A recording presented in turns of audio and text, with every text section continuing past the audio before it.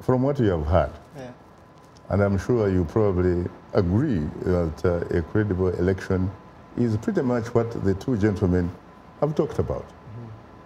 I mean, obviously, these individual leaders do not operate in a vacuum. They are operating in countries where there are millions and millions of people. Yeah. Are we talking about entire countries becoming, in fact, willing victims? Well, really interesting framing, and I like the question you posed about is it election or selection. I think that historically, I think in the case of Africa, it has been the tension between do we have an election or we actually have a selection.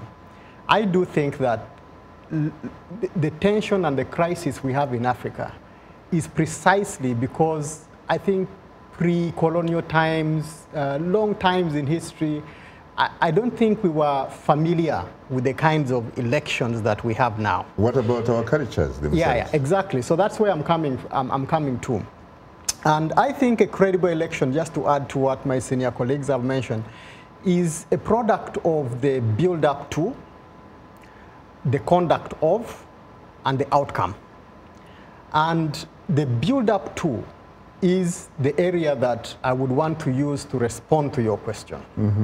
I think the build-up to elections are really about, are citizens prepared? Are the issues clear for which we want leaders to provide leadership on?